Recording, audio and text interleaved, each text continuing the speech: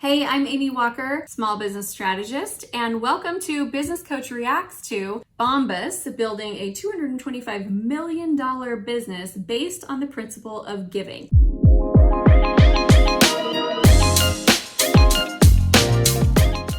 So let's check out where they first started. Bombas is actually Shark Tank's most successful pitch and pickup to date. I do like Bombas, by the way. My husband wears them all the time.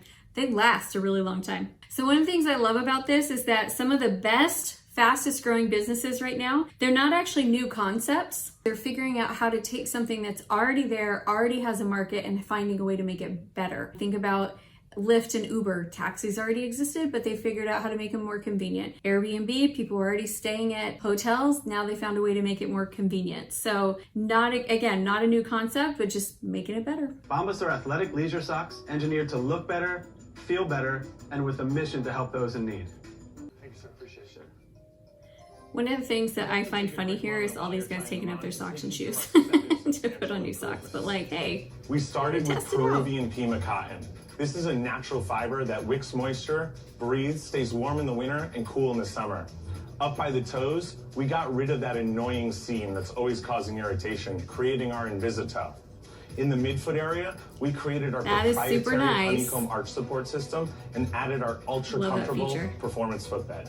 And back by the heel, we created a Y-shaped stitch to create a natural cup around your heel and added a blister tab for the ankle socks. So David, Randy, I'm a big runner. I gotta tell you, specialty sports socks are everywhere. How are you different? Our primary difference is that we tested socks from everything down to I'm not a runner, but I have a son who is, and he goes through socks a lot too. $15 to $22 niche athletic running socks, which is what you're talking about. We found out the major things that made those socks feel so much better and brought them down to a $9 price point. And on that $9 price point, we're still able to donate a pair for every pair purchased. Such a smart way to start a business. Instead of going out and trying to invent something new or figure out something that nobody has ever heard of, they just literally created a company based on two principles. One, what's working in high end and how do we make it more affordable? And two, how do we create a give back business model while we do it? And that's it. Like, these are socks, you guys. And $225 million later, they're selling a lot of socks. I too am a fine-tuned athlete. I could open up to 3 bottles of wine in an hour, and I like to do it with socks on.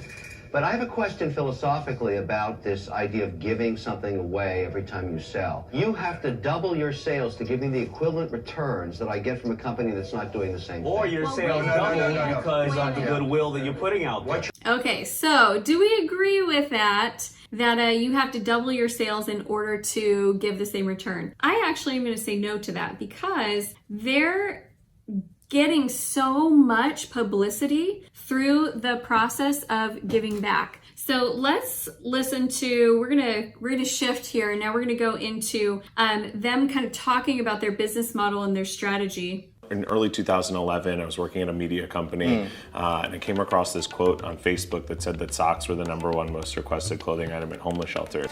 And the more and more I started to think about it, I just kind of had this like aha moment of like, oh, me. I love that he started off not with a passion for socks, but with a desire to solve a social issue. I don't care about and then cost. Created a great product that would solve the social issue. And 2 years later, we launched the business, and we have the product that we have today because of that story. We'd actually launched the business on Indiegogo, one of the crowdfunding platforms. It's a really successful crowdfunding.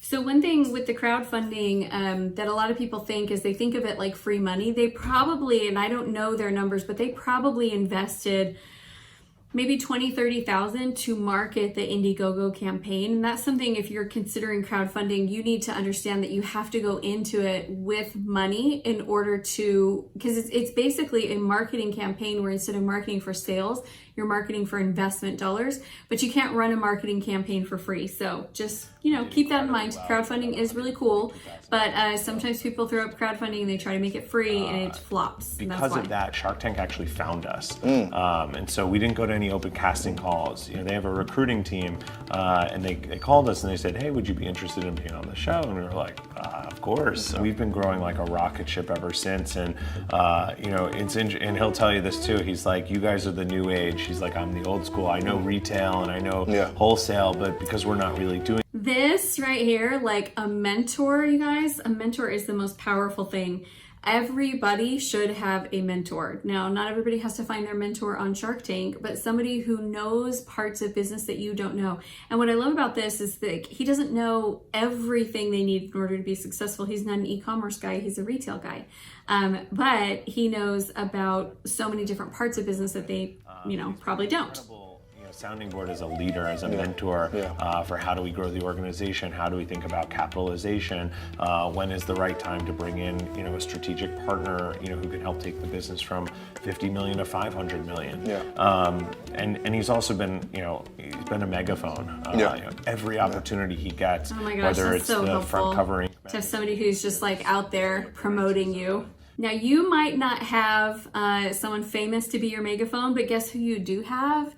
You have customers and brand fans and affiliates. We all need a megaphone, because if you're the only one out there promoting your business, it's really hard to gain traction.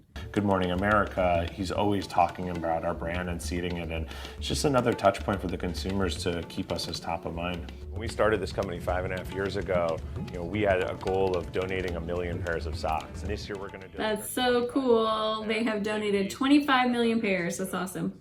I'm Randy Goldberg. I'm the co-founder and chief brand officer of Bombas. The name Bombas comes from the Latin word for bumblebee.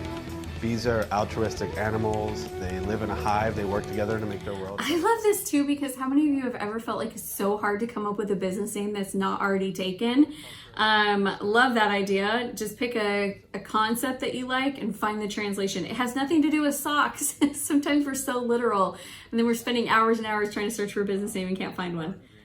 Foreign languages. $50 million of revenue this year. That's awesome, man. And the proof is kind of in the pudding that people really respond incredibly well to our product, but also to our mission. As far as I need to go back and see that. Doesn't that tattoo look like it's still got red skin around it, like they just got it for this video? Incredibly well to our product, but also to our mission. As far as the cost line items standpoint, we're an entirely direct-to-consumer business, so we've cut out the middleman. So we're able to use a lot of that margin that we would otherwise give to a third-party retailer and use that to put towards their donation product.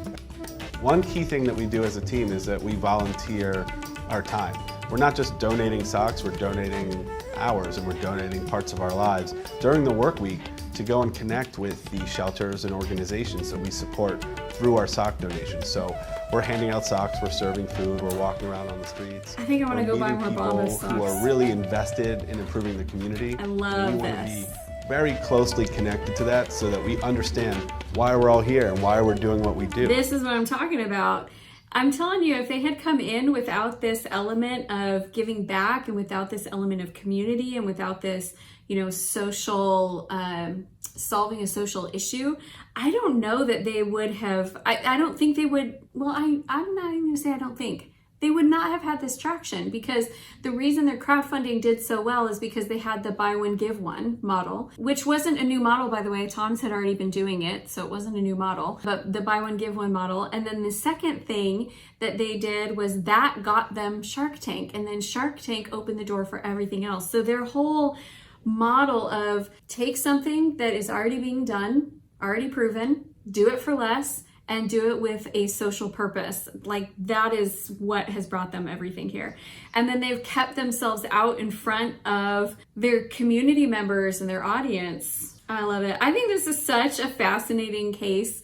And it makes me want to go buy some more Bombas socks, because they are really good socks. And I'm telling you, my son, who runs all the time, he goes through socks and he goes through shoes like crazy. And Bombas just lasts longer than his expensive running socks. So what are the lessons that we can learn from Bombas? Number one, you do not have to reinvent something in order to be extremely successful. You can find a way to do something that's already loved and do it better, or do it for less. In their case, they did it better and for less. And then people love a cause. They love something that they can rally behind. So do you have that? I'm going to admit, I do a lot of giving, but my giving and my community give back happens totally behind the scenes, and I have not integrated it in with my brand, and this is making me rethink it. So I hope that was helpful and you got some good insights, and that you want to go buy some socks. By the way, this is not a sponsored post, but go buy some Bombas. Wouldn't hurt anyone. And thank you so much for being here. If you want to go check out some more Business Coach Reacts videos, keep watching.